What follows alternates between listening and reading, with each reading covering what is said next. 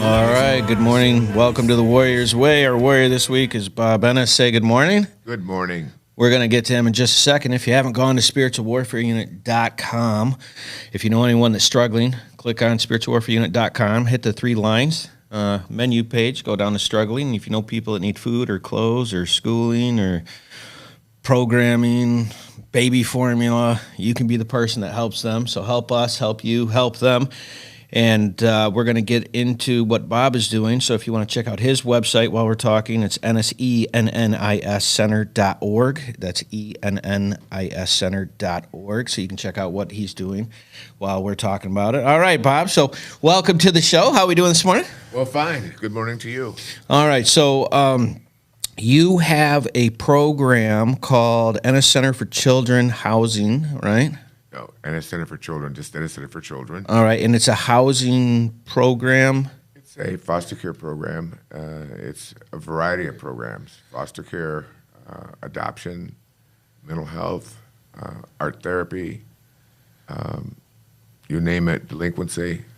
We do a lot. We have All right, so your program is working with children that need somewhere to go. Right, children and families who need somewhere to go. We think the mistake has been often we look to the child who has the problem, that's usually the symptom, because he's got a family or community that hasn't wrapped around him or her to make it work. Right. So we try to make that happen, and then we know mental health is an issue. Okay. So we have our own mental health program within our program for cases we can treat. If we don't have the expertise to do it, then we farm it out. Okay. If we have the expertise to do it, we do it one-stop shopping, so to speak, as people call it lately. All right, so we're going to get to that in the fourth section about what you're doing and how you're doing. But I wanted to get your story. I want people to meet you because you're the reason why they're here. My buddy Bob McCamey, if you haven't, all of our friends are on Partners for Recovery. That's Partners and number 4 Recovery. So if you need anything dealing with AA or NA or DUI lawyers or anything like that, anything in the AA realm, you can check that out. That's Partners, the number 4 Recovery.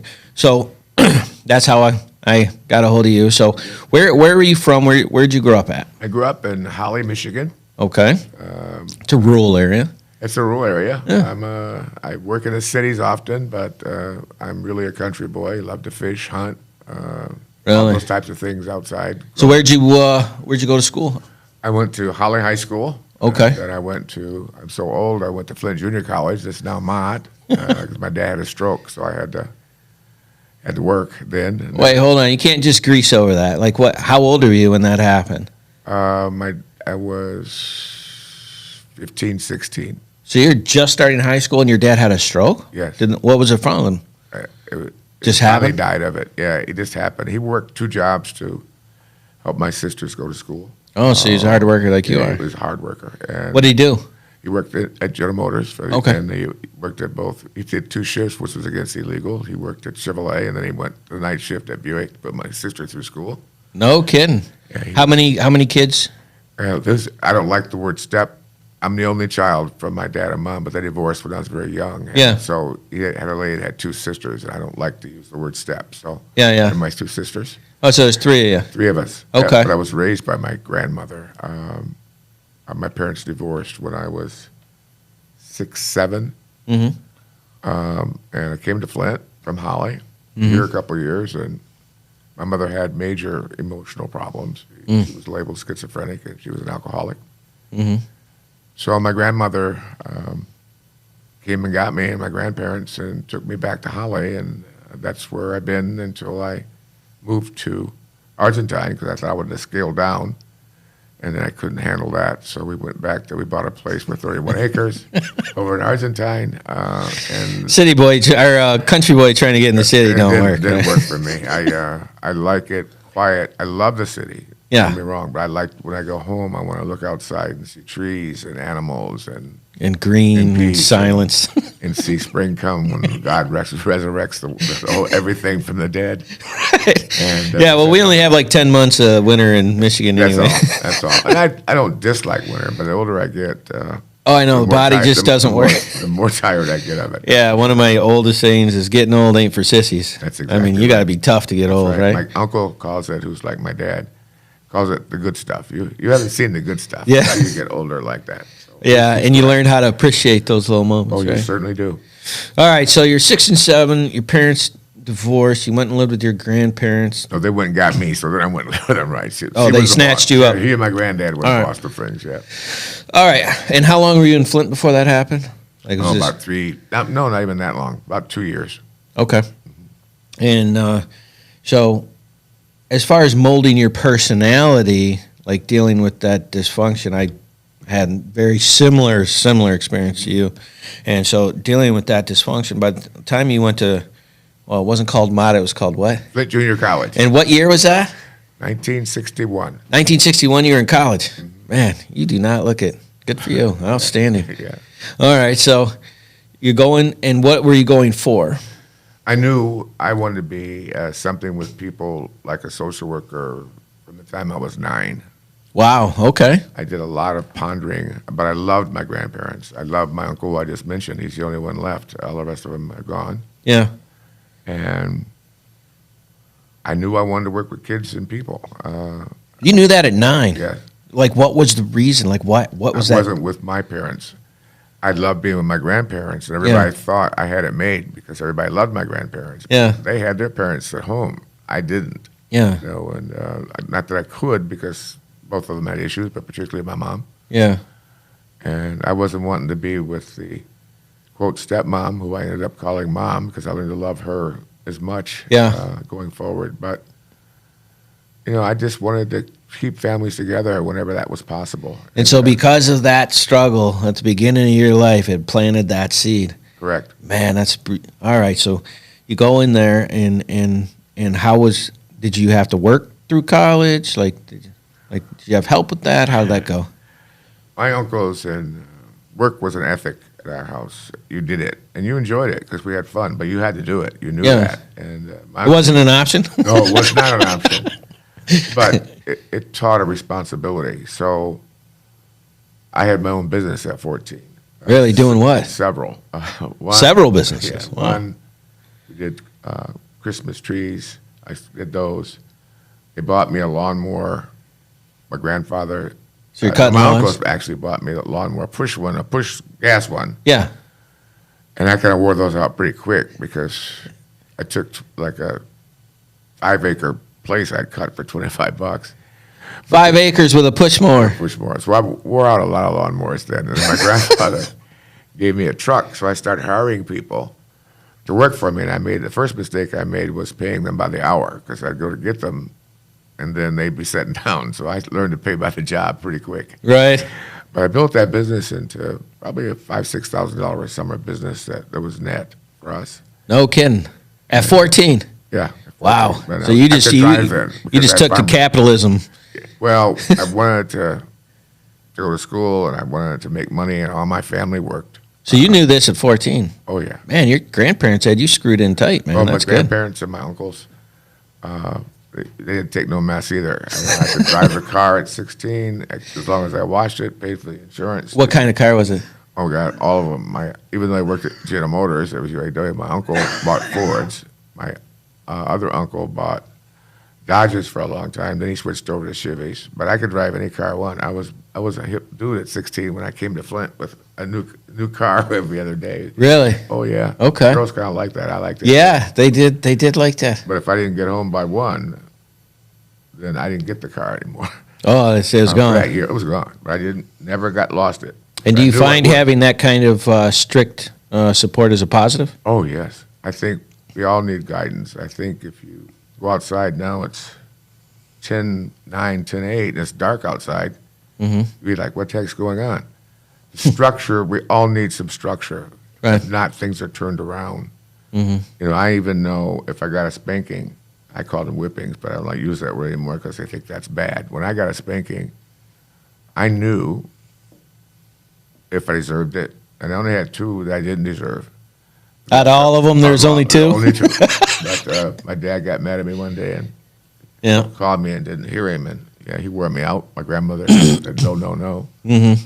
But no, I think you need guidance, and I couldn't wear blue jeans to school. My grandmother didn't buy that. You had to wear khakis. Khaki pants, sure, And they had to absolutely. be pressed, and you better learn how to iron them. Yeah, you better know where the Learn presses go. That's right. And you better know how to cook, Yeah. which paid off in college because I cooked and made money with Yeah, you make football money players on- at state, because I went to state then, and I went to Michigan after that for my graduate work.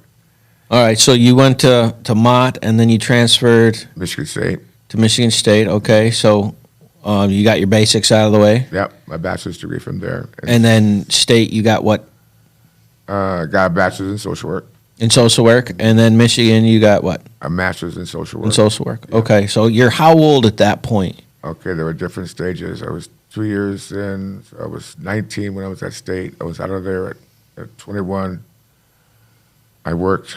I worked lawn service. I kept that for a long time. Just monitored it. I thought I might want to be a mortician because my uncle and aunt were, and they tried to get me to do it. I actually worked for Spencer in this town doing that work, but that wasn't rewarding enough for me. It was just nice to do it, but I went back to Michigan and I got my degree out there in '79. So I worked at DHS So you graduated from State and started working right with the state, right away. and you're doing what then? I'm doing casework when they called it then. Okay, so and the casework is dealing with families and I started with what they called old age assistance. That's what they called it. old age assistance. And I switched out of that. They switched me to aid to dependent children, they called it. Okay, so what's the time frame between graduation from State,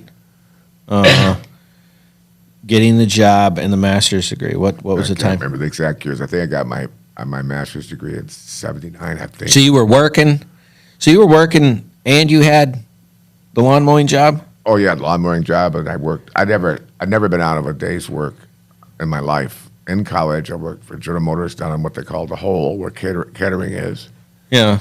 And my dad got me a job. I talked myself into an easy one. He worked at the same plant, so he came downstairs and said no to the guy. So I ended up lifting, shaving heads down in the Hole, which was Yeah, that's Not a gross pleasant- work. I actually know that job. You know that- That's where they put all like the troublemaker Oh people my in God, yeah. Then I got sick of that job from the oil, so he moved me from there to crank. So then he had to move the crankshaft from one end to the next. He didn't want me to stay in the factory, was the bottom line. He made it so uncomfortable that you didn't want to do it. You bet. And Man, I that's did- smart parenting right there. Really smart, yep. And my uncles all worked there. My aunts all worked there. My mom worked there. Yeah, like it's good money, but it's hard work. Yeah. Then I got lucky, though. Then I got a chance to, my uncle got me a job at DuPont. Oh, really? When DuPont was here, now it's Mercy. Now, what year was that? It was at state then, so I was in Junior, 60s. senior year? Yeah, it was at state, and junior, senior year.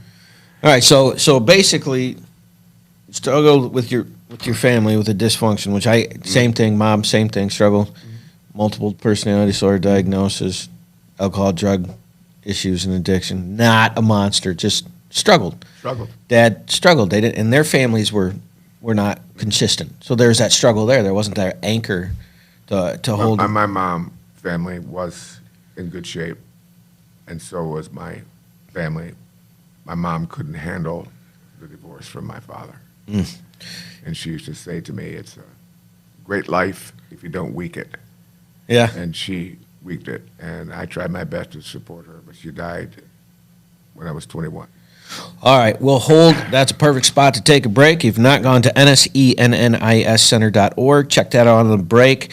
Like, share, and subscribe on Spiritual Warfare Unit. We'll be right back. Taking a quick break from our podcast, I wanted to let you know about our life application program that we have for churches and nonprofits in the area that are trying to find programming that they can use in case the corona shuts you down and you're not able to get in. You go to spiritualwarfareunit.com. You click on our episodes, and you can check out our programs for as little as $29.99 a month to make sure that we're still getting the word out to those people that need it. Now, back to the program. Mine off. Yeah. No accidents. All right. All right, welcome back to the Warrior's Way. Our warrior this week is Bob Ennis, and we were just getting into the early years and you knowing from an early age that you want to get into social work, which is, if you don't know that, that's a strange thing for a 9-year-old to want to get into. And then the hard work and the family, and so your parents are divorced early, grandparents have got you in there, you're always working, got that mentality of job and doing the thing and have the new cars. Yeah, And like that. so when you were 21, so you would have been at Michigan State. This would have been your junior or senior year, right? Mm-hmm. All right, and your mom dies. Like what? How old was she when that happened? 52 or 53. What was it from? She drank too much, and it finally caught up with her. All right, so what was that effect on you? Like what happened there? I was mortified. Trauma is a tough thing for all of us, and many of us obviously experience trauma. That's why one of the reasons we do mental health as well as working with children with other people with Yeah. insurances. But it's who wants to lose their mom, and then I'd lost my grandmom, so I'd lost two moms. Really, what was the time frame of that? And my grandmother died when I was 16. Wow. It was so interesting. I played sports. I was lucked up in school. I was president of the class all 4 years. I highly doubt it was luck. I'm sure it was work.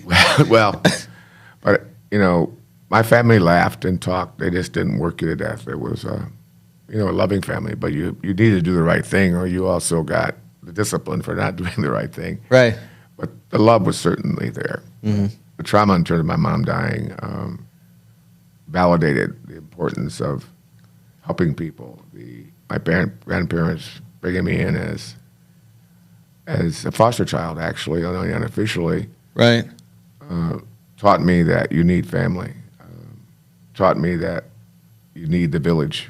I know that's a word used often, but it's still in my mind so true. So your mom's passing was a reinforcement of the action that you're doing. So it was like a cement marker. You bet. This is what I need to do. And Okay. My mom took me to get baptized at a church my grandmother founded. It's still here in Flint.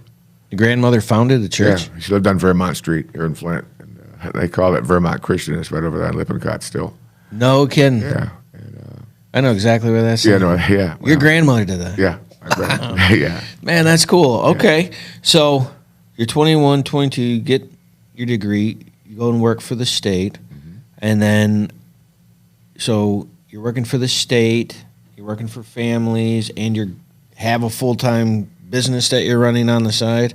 Well, we had, in the summers, we ran still the lawn services. Oh, so you had a 3-month business. Yeah. 3 month Okay. business for that, And yeah. then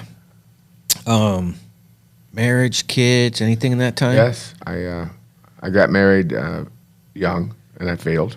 Yeah. I'm from the country, married a girl from the city. We had a son. We still have a son. He's now 56 years old. Wow. I'm friends with her now. She's friends with me. You have to be if you have a child, I think. You don't have to be, but it's better if It's better if you are. If you are. Absolutely. But, it's All right. I finally got it right in the 80s when I married my wife. I just lost just over a month ago. Yeah. All right. So you can't just jump 20 years. Okay. All right. So All right, I'll come So back. what year did you guys separate? That's been 50 years ago. I don't remember. All right. We So- were only married. So do you have your master's degree at this point? No. Okay. I was in grad school when the divorce there at Okay. Michigan. And your son was how old?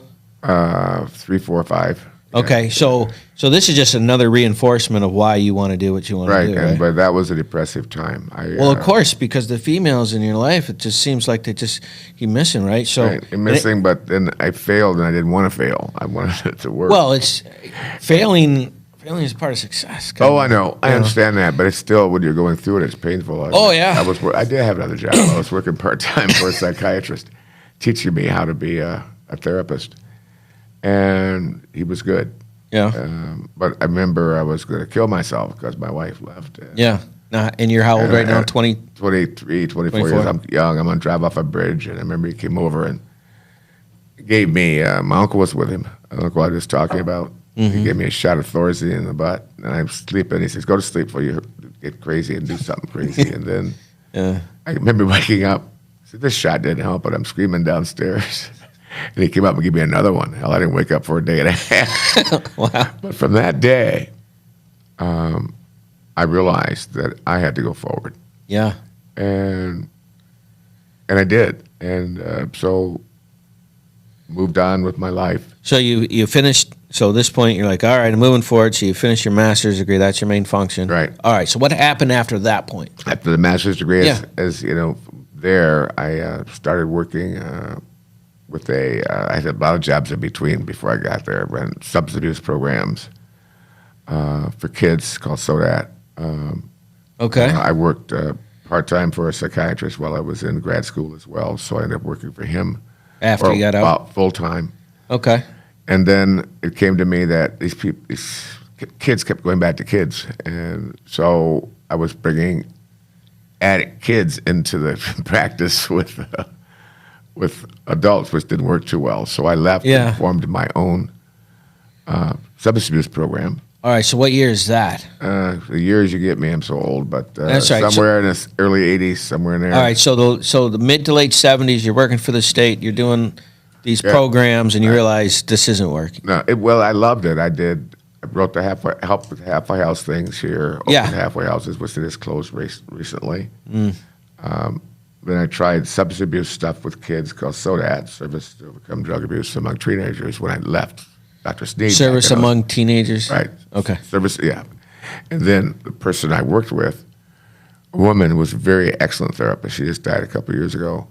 She wanted to do heroin addicts inpatient. I didn't ever want to do inpatient work. I wanted to do you wanted outpatient work. Yeah. So we called our program after I was still working there in SODAT called Monstromony. This is now Rubicon Odyssey. That building, I bought it back that they're in on Detroit Street some years ago. Rubicon Odyssey. Yeah, Rubicon Odyssey. It's still here. Okay, yeah. And then that's the one that does ladies, right? It does both. It's an outpatient run primarily by kind of like the AA model. Okay. It's run by many paraprofessionals who've been there, done that, ex-users, but still alcoholics, like AA model. All right, so what I'm getting from the story so far, you're just a person that works hard, going through life, and has a passion for people and families. That's basically where he's kicked off of because of what you grew up with. I got the summary. Is that the summary is accurate? I don't know whether or not it was just from family. I choose to believe it's what God led me, because I don't see this as a job. I just had this quote-unquote preaching, I called it, to my roughly 200 employees now. Well, the passion that you have for this, you understand that's unique. That's not a normal thing. Well, to start at a kid and know what you want to do at a 9-year-old all the way through. I mean, that's just, you don't hear that. Even though I got hurt a lot of times, I knew I was loved a lot of times. Sure. And I wanted that, and still want that, to go on to other people. I've been telling people for years, if you do this work, it's not just a job. If it's just a job, I don't think this is the work for you. Yeah, no, it needs to be a passion. It needs to be a passion. This is what you believe in. This is what you're going to do. Because you're going to get hit. Oh, boy, you're going to get hit. Like, there's nothing worse than investing in someone and watching them, and you're like, what are you doing, Exactly right. And the older you get, the more you think you know, because you've been there, done that. And the more you've experienced, I think. And you realize that, no, you still don't know enough, so you still have to keep learning. Yeah. And I often say, I'll be scratching at my casket saying, God, I don't know enough yet. Let me out of here. Yeah, right. And I haven't done enough yet. That's why I'm still working. All right. So you're in your 30s. When did you got remarried? When was that? I got married in 1980. In the early 80s. I can't remember exactly. All right. 80, So we're in your mid-30s at this point, right? Yeah. All right. You're doing the housing, and then what did that transform into after that? I went working for another psychiatrist, and we built the largest psychiatric practice at that time in Michigan. One of those still alive as well, psychotherapeutic here in Flint.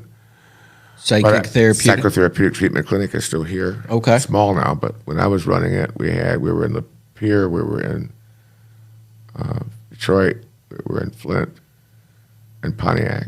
Oh. And in Flint, which is our largest facility, and the doctor got a little bit problems. A different doctor, I wouldn't call his name. He's deceased now. Yeah. I remember I wrote checks one day and they all bounced. Yeah. Because his sister told him that I was ripping him off. He was making, for working 4 or 5 hours a week, wow, $100,000 a year. We were doing good work. Yeah. And I was making good money. But yeah. All right. So, in fact, I had a deal with him, but I can't be a PC. I didn't know it. The attorney put together a professional corporation. Oh. But only doctors, attorneys can be in a PC. So owning half the business, I found out wasn't useless as a paper. Oh, so I said, man. never again will I work for a psychiatrist. So I started at Ennis Center in 1978. There's probably a lot of people that agree with you. All right, so We started at Ennis Center in 1978. all right, so you learned that lesson, Yeah. and then what happens? Well, when we started Ennis Center for Children here in Flint, it was like, what are we good at? Yeah. What am I good at? What are some of my friends who decided to form, that time they call it Innocent, excuse me, Innocent Associates, and that sounded like a law firm. Innocent Associates, IA. Yeah, Ennis and Associates. Okay. Yeah, and Associates. So we finally changed that in 83 to Ennis Center for Children. Okay. Same thing, just a name change. Yeah. But we opened here in Flint to work with adolescents. We wanted to Adolescents, 17 under, 14 under? 13, 14, 15, 16, and 17. Oh, wow. So the roughest years. The roughest kids we wanted to Wow. work with. So we built that into a program that only serviced that population. Now, what did that program do? Like, It did foster care for kids and kept them out of institutions. oh, okay. So this is, I see. So you're working with the Jewy Yeah, section yeah. going, listen, I think Yeah. we can help these guys Yeah, with it. and because that's what we do. And that, we chase a lot of kids around the block. Like I find that I find that amazing because that is like functionally the most difficult section, the 13 to 17, Right. because it's underage and Oh, boy. the rules are all different, right? I think I'm an adult. I know everything.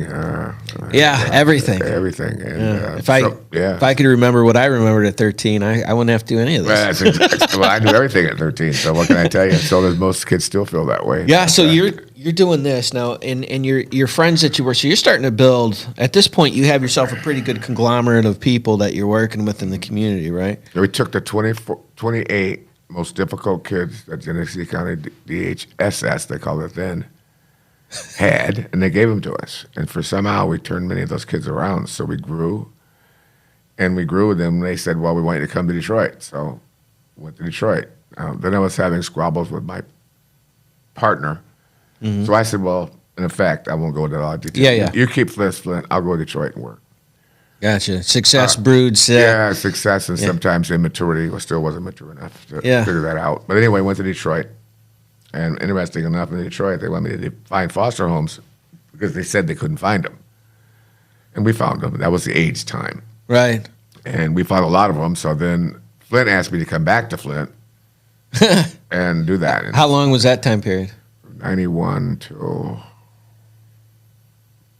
from 83 Yeah. till 88, 89 when Genesee County asked me to come back. Yeah, yeah. So And it's work- 5-6 years. Yeah. Oh. But that was booming down there then, and we already opened an office from there into Pontiac, and Right. then they asked me to come back to Flint All right. and work with all kids, all ages. All right, so that is a great place to take a break. And when we come back, we're going to get one success story and one funny story from our guest. If you have not gone to enniscenter.org to check out what they're doing, do that now. Hit Spiritual Warfare Unit, like, share, and subscribe. We'll be right back. I'm really impressed with the teachings that Isaac has been bringing to us, as this is all based from Proverbs. I like it because it's simple, and it doesn't matter who you are. It's very easy to understand and apply to your life. It points out, my bad parts, and but it's showing me how to do the good parts, and I'm trying to apply that and make a better life for myself because I'm tired of where I've been. It's impacted a lot of the guys as they continue to talk and ask questions after the meetings, as they speak to one another regarding the meeting and the messages and the topics that are being brought up, which are down-to-earth topics of situations and things that we live with on a day-to-day basis. He takes the Bible and he breaks it down into simple terms and where you can understand. And like I said before, sometimes a lot of churches, even the Salvation Army, sometimes we start using these big words that people don't understand, like even saying someone got saved. Well, what does that mean? What does it mean when you say someone got saved? And it's accepting Jesus into your heart.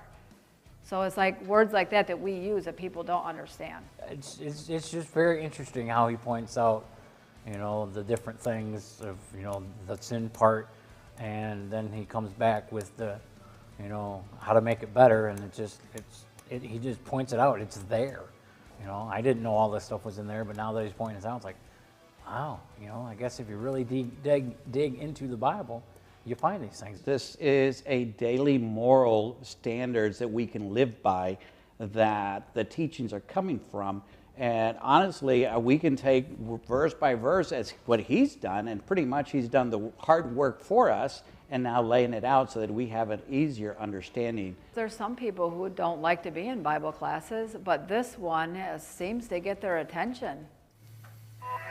All right, welcome back to the Warriors Way. This is our third session. We're here with Bob. So, third session is called our Gem Session, and that's where we try to get some funny stories. And you had asked if you could do a success story and a funny story. So, this is it. What do you got?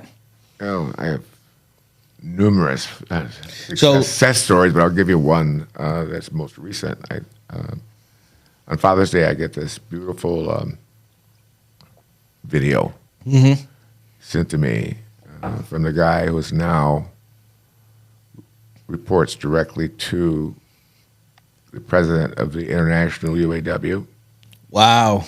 His name is Delrico Lloyd. He's also a minister now. I call him my nephew and sometimes my son. But he's a graduate of our program. Okay, so when did he go through the program? Oh God, That long ago? yeah, it's been in the '90s. So you've been a part of his life for 30 years. Oh yeah. Well, many of our children who grow up, once you come to Ennis, as long as you want to come back to Ennis, You have a age family? out or not, that's your family, and we love that, and we have many kids that come back. I had a couple of years ago a lady, 50 years old, fly up here from Alabama, who I mentioned earlier, I was chasing kids around the block. Well, I chased that girl all over Flint at 50 years old to say thank you.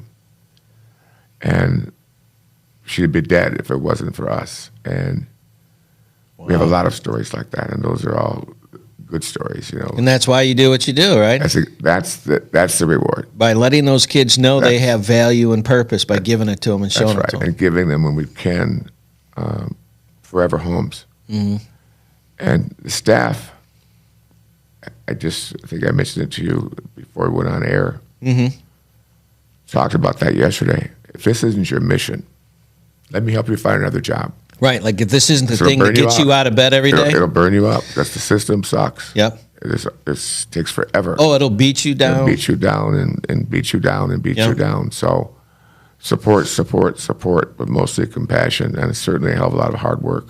So the people you're looking for are the people that like to love people. This is what it is. This is what it is. These kids are not gonna starving get rich for doing that. this job.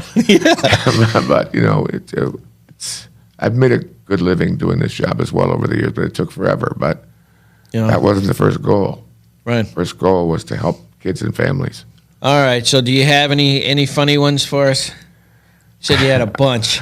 Well, I'm trying to think of something funny this morning, and I don't know if it's appropriate for on air, but it wasn't about a kid. It was about my retired, vice president, Janet Frost, who's like a sister. We're doing a leadership staff meeting one morning, and she was on vacation, but she called in for something. And I had her on speaker, and I didn't know where she was. But she was in the bathroom. I didn't see her. And the whole executive staff heard her ripping the John. Oh, no. And I laugh about that until today. Oh, no. But, the funny things are just, seeing kids, they're both funny and make you happy. It's like celebrating an adoption of a kid. We do 150 or so adoptions a year. Wow. And they're all special needs. We don't sell kids. That's why we don't do the other ones. These are kids. And 85% of our foster parents adopt through our adoptions. But wow. It's just, you can laugh about when they came in and look at where they are now. Yeah. Yesterday I was interviewing a lady for a vice president job with us because we've grown so much. And she was saying, well, she was intimidated this and intimidated that. And she got to get this done and that done. And I said, 3 years ago, where were you? And she started laughing. It's like, you were so meek. You're not looking at the growth you're making now. Yeah. It's like watching your kids, if you have kids, grow. Yeah. You look at them and say, they haven't grown, but someone else comes over and says, my God, that kid's growing like a weed. Yep. you don't see your growth. And that's Right. the importance of also teamwork in what we do. And the bigger you get, the harder it is to maintain. Right. Each of our directors in our 7 sites, 8 sites really, have to be real leaders. So one of the things I want to clear up in that you talked about, you said you didn't sell your kids. Tell people what you mean when you say you don't sell your kids. Probably shouldn't have said that professionally. Excuse me. But you can pay for an infant in adoption. So you can $25,000 to $50,000 to adopt an infant. really Everybody wants a white infant. a white infant. Usually a white infant. Not so much, but African Americans are now starting to pay for an infant, that kind of money. And And you look to place somebody in. place them where we'll pay you to help love that kid and give them a home. When I say we, the state, Yeah. through us. Yeah. We want the kid to have a happy home. Yeah. We want the kid to have what I call forever family. So you have. So you're at the mid '90s. You started all these. How many of these foster buildings do you have? Like. We have 7 Ennis ones from Saginaw all the way to Monroe. No In the kidding. middle, Flint, Howell, Pontiac, Grand Blanc. The number I heard is ringing in my head was like over 500, We have over 500 kids just in our foster care programs. and We that's treat, we treat mental health programs now into the hundreds, and that's growing. We can find good wow. qualified licensed therapists because we're approved all insurances. Okay. We treat older clients as well, Medicare clients, Medicaid clients, Blue Cross clients, whatever. And we call that the Robin Hood theory. Or I call that the Robin Hood theory. What I mean by that, foster care really doesn't pay enough in most areas to live on its own. So we have to have fundraisers and golf outings and to support that. So if we do therapy and build insurances, we don't get rich there either. But the surplus, Yeah. we get 20% on a dollar. We put that back into the base, back into the So foster use the care money to for our reinvest in mission for our mission programs, right? So they Okay. become kind of like I call it the Robin Hood theory. Rob Peter, Yeah. pay Paul. We're not robbing anybody, but the issue is building the base. Our base is foster care and adoption. Right. We do tons of other programs. And in your experience, when it comes to foster care and adoption, how many of these parents are struggling with addiction? Do you think 60 to 70%. 60 to 70? Yeah. And the other underreported issue is the issue of sexual abuse. They'll come in for neglect or come in for something else. Then all of a sudden the kid says, well. The kids are. Yeah. After you trust them, Yeah. well, my uncle or my Yeah. dad or my mom's boyfriend or abused me Yeah. or it happened so long ago and they And bury you're it. dealing with that at a 60 to 70% clip. Oh, yeah. And we have our own, we now do for kids. Yeah. Actually, we call it SafeNet. Safe Because net. SafeNet is a program for kids who've been sexually abused Yeah. that we treat. It's, in fact, one of our most successful programs because we have the perk. A perk? Yeah, perk. All right. We don't treat the perk, but we have a perk that we have the legal clout to say if you mess with this kid again, Yeah. and this kid, then the kids who become perks, we treat us also kids, remember, not adults, Yeah. because they've been abused. Wow. And so they go out and copy what they've been abused from someone else, and those kids Right. become, most of the case, successful. Right. But that's a hard one to market because people don't want to accept. Well, where do people go if they want to find that? They come to us if they're kids because we do the treatment. All right. So if they go to, Yeah, we contract with a court over in Livingston County. We had a contract with Genesee County here. They switched it over, not because there's anything wrong. yeah. They switched it over to a different program that I don't believe works, but money drives many things, unfortunately. Sure. And good things sometimes get closed when they shouldn't. All right. So is this still an open program? Oh, yeah, we're still in Livingston. So We if they still go to do it. enniscenter.org, and Yeah, they that can- was something that they was needed to something find. they can find out. We have our own clinical program. We do art therapy. We're looking for art therapists now. We've had kids, What kind of art therapy are we talking about here? varieties. For example, we got a guy in Flint who runs we contract with him. He calls Bangtown. Bangtown? Bangtown. All right. Kids make their own music, write their own music, create their own disc. And the interesting thing is we've had kids go to that program and come out talking who couldn't talk when they went in now, not just talking, but singing. Really? We also have them doing plays and stuff. And the sad part about the plays Man, that's is cool. often they start talking about Their experience. suicide. We got kids 8 and 9 years old contemplating suicide. 8 and 9. Oh, 8 and 9. It's getting worse. And this pandemic, or I'm not sure the reason, isolation maybe, Yeah. has accelerated that. Wow. And so we use dance, tap dance, we use art, we use comics, anything that moves to better self-image or a better socialization way to how to get along without stealing, how to do that. And we added something by accident.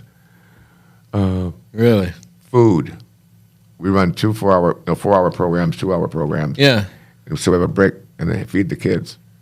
No Then kidding. they really start to talk. And I said, we should have thought of that a long time ago. What do you do at your Most home? people talk over food. All right? over food at the morning breakfast or the dinner. If you sit down, you end up talking and sharing things that you wouldn't ordinarily share. Yeah, right.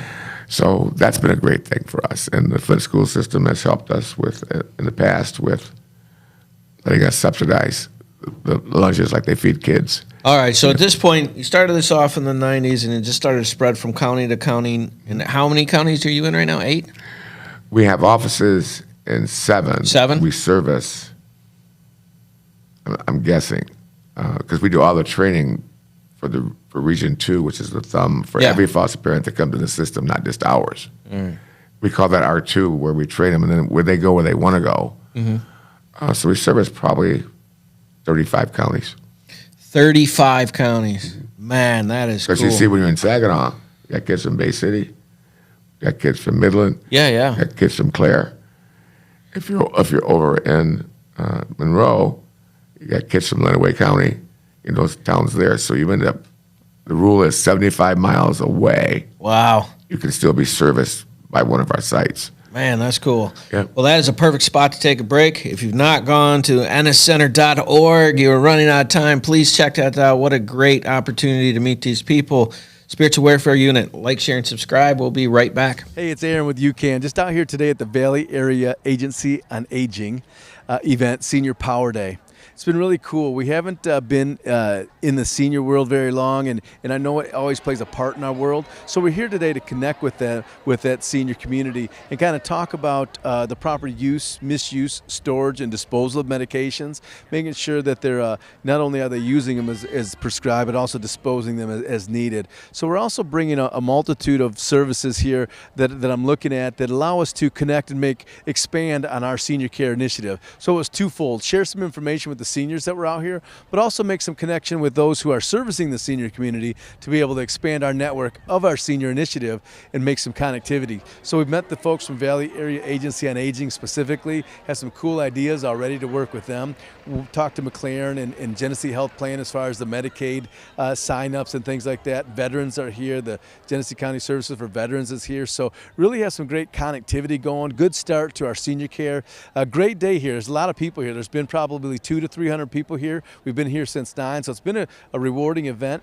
Most people do look at our table and say addiction and don't look, but there's been those handful that do come over to us and say specifically, hey, can you come to this event, or can you come speak to us here or there? And that's kind of what we're after. We're really after the focus on how we can continually expand our reach into this community. So it's been a good day. We look forward to continuing the rest of the day, and we'll circle back again another time. Thanks again. All right, welcome back to the Warriors Way. This is our last section. We're here with Bob Ennis, and he was just finishing up his stories on the 500 kids annually. 2,000 kids go through your program in 35 counties. Is that right? That's correct. Man, that is unbelievable. And you've been doing this for 30-plus years. Ennis has been doing this for 40. I've been doing it for 50-some years, but Ennis since 1978. Ennis has been in existence since 1978. Correct. Man, that is unbelievable. And so if someone wants to go on there, so you're constantly hiring people, you're looking for stuff. You said we're art therapist right now? We're looking for art therapists right now. We're looking for licensed therapists right now. We're looking for caseworkers. We're looking for foster parents. I don't know if people know that foster parents are reimbursed, but that's not pay. It's called age-appropriate board and care, so Sure. they're not taxed. Sure. So if someone has a passion for kids, they can bring them into their home or some kind of Call the number and or go to our website. call the 888-200-8915 number. That's right. Or go to enniscenter.org and go to our Facebook page. Either or. Either or. And it's just a way. So you basically created a function that between the government and the community, they can help it in any direction. In any direction. Man, that's so. Because normally it's one or the other, right? Money to tutoring to new clothes, and we say new clothes because we tried to gently use, and then we ended up getting roaches and everything else coming into the office, so that didn't work. And besides, our kids need new clothes. For example, they get a clothing allowance. Mm-hmm. You won't believe. Well, it made me nervous that you laughed at it. Oh, I can't remember the numbers now. I don't want to, but like $200 or something, $300 at max, and then next 6 months you get that again. Well, you can't buy a pair of jeans somewhere now for less than $50 or so. Right. Unless you're going to go get those panel jeans. Right. So we're always, if you will, looking and working at getting clothing, getting stuff for kids. Our kids get computers. People donate them to her. Our kids we don't give them cell phones, but they have cell phones. But foster parents usually buy them. Yeah. But foster parent needs a desk. We need a bed. We need whatever. We find a way to get it for our kids because they need it, and we try a way to get them something new, so they're not going to school. Well, that's that foster kid, or they got enough trauma. Yeah. All right. So, out of all the things that you're doing right now, in regards to the kids and the outreach and the foster and the adoption, what is the thing that you wanted to make people aware of the most? Is it the foster adoption homes? Is it educational awareness? It's so many things. The priorities now for our base, our foster parents are bricks and mortar, and what I mean by that, to help kids to have to get them in a good home, that's crucial. And then 85% of the people who do that, when their kids their rights get terminated by the court. Yeah. Then they're adopted. They're adoptable. Adoptable. 85% of the adoptions we do are from foster parents. So we lose a foster parent a good way. They adopt a kid, or sometimes they stay on if they have space.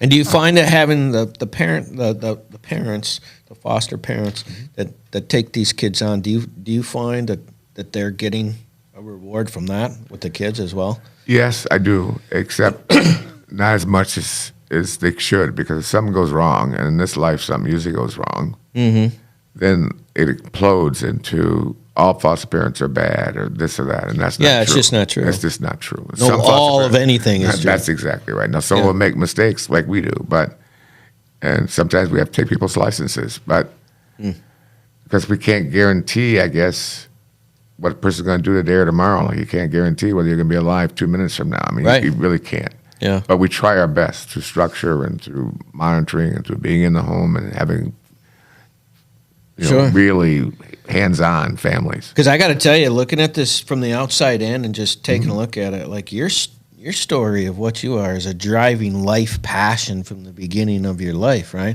And that has been the driving force. And then you had an enforced work ethic from your family, your grandparents, and your uncles, like you said.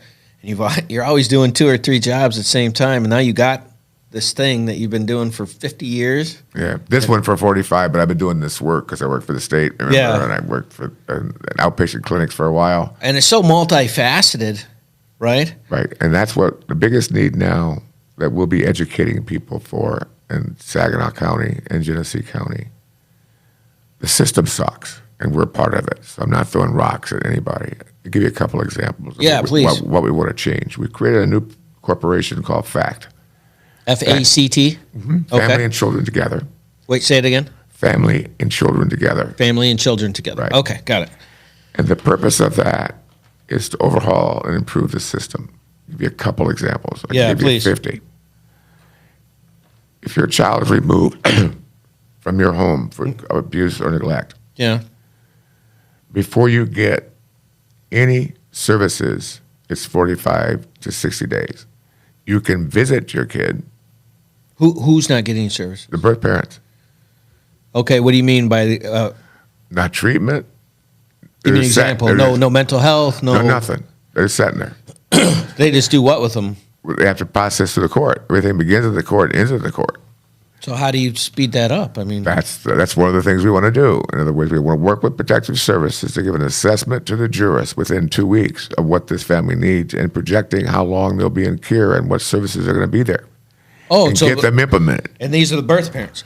Birth parents, parents, kid, everybody. Then the judge can have those recommendations that they make the decisions. So right now it takes 6 weeks, and you want it to take 2 weeks. Exactly right. If I can do it faster than that, fine, but we're not miracle workers. We got to go out and assess what the deal is Yeah. and be real about it. And we've got Judge Beagle here in this county aboard to saying the system, I won't say he said the system sucks, but Yeah. it needs to be improved. Yeah. He's on board with this type of thing. We're also looking at, not just the kid. Remember, the kid is who you get paid for. So the money follows the kid. Okay. Everybody says follow the money, right? Yeah. Follow money. To follow me, kid. and we should say it should follow the family. Okay. It should follow the kid and the community. So we're trying to change that to an integrated system. For example, we Yeah. got 6 superintendents in this county. Okay. Retired, some of them not. All right. And expanding that, saying, we got the same kid. But the education system pays you. Child welfare system pays me. Court system, someone else is paid. So whose kid is it? Everybody says, my kid. No, it's our All of kid. them. It's all of them. That's right. And then what have we done with a kid that we need to do in an institution like residential? Yeah. That's our ICU. That the kid should go to ICU, but he should be able to step down quicker Okay. and go into maybe a supportive group home, or then whatever, on the way home, or maybe straight home. And discharge should be an admission. What's the plan? How it's measured? If a barber is who you talk to, or the janitor at your school, Yeah. we have to integrate those systems.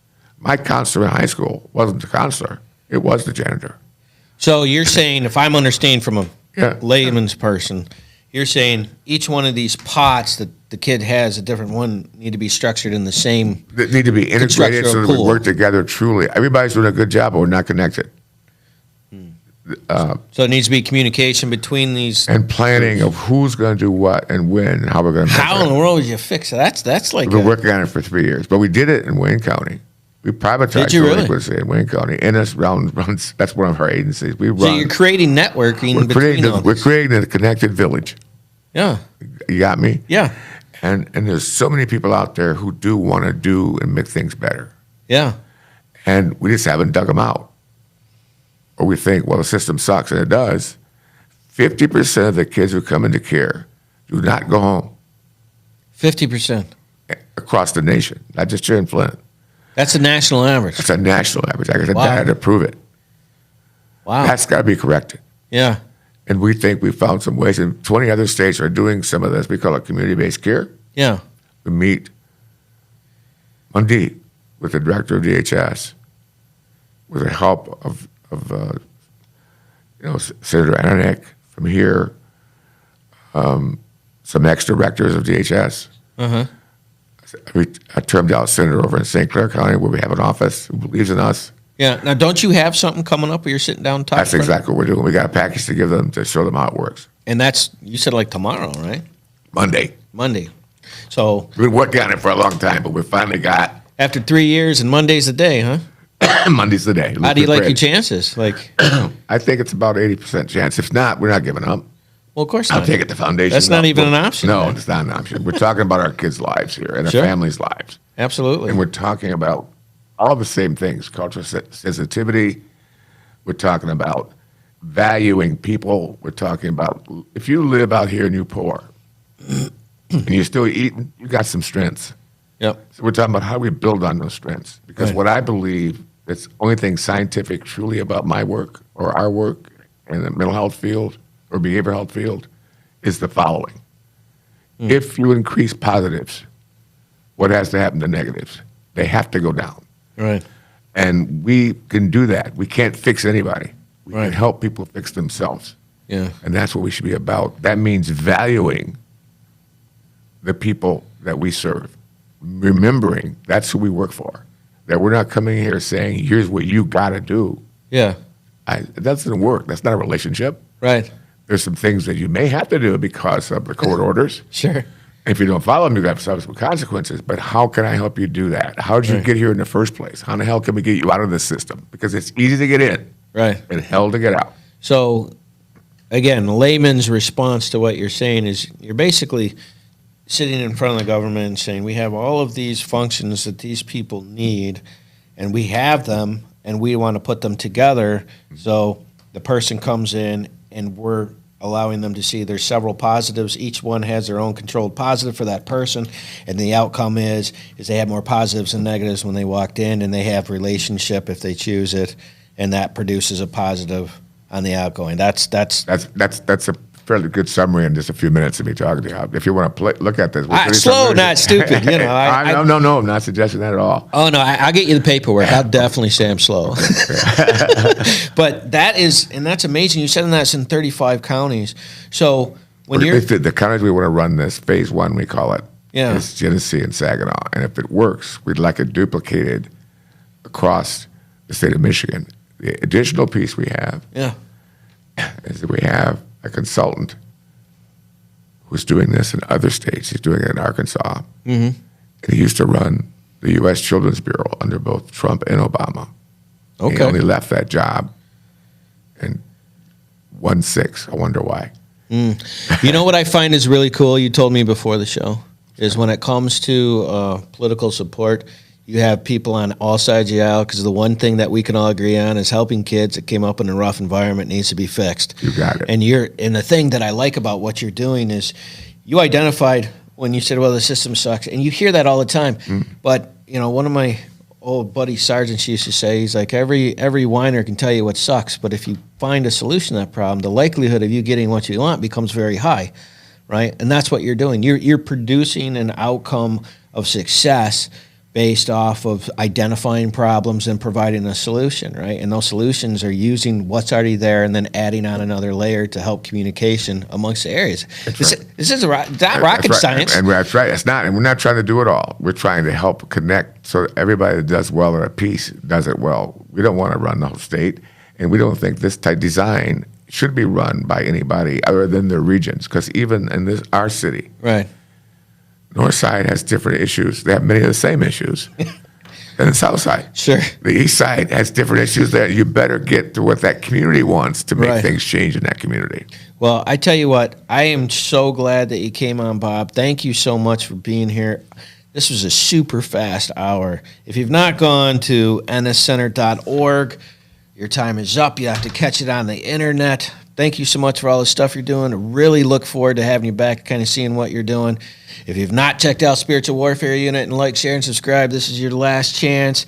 And thank you so much for watching. We will see you guys next week. Do you have a nonprofit in your area that's doing a lot of work that people should know about? Feel free to contact Spiritual Warfare Unit at 810-715-9319, and we would love to have them on to see what good they're doing in the community and find out their story. Thank you so much.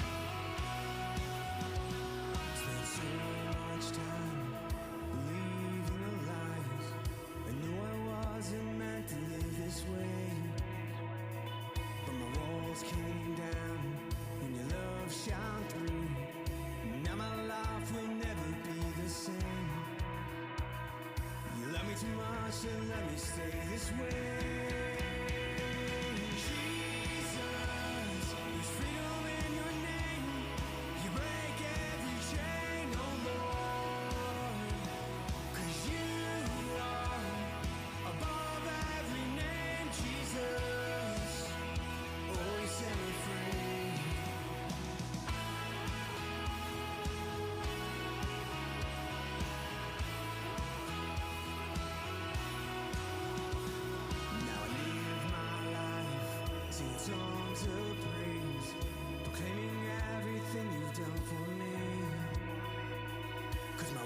came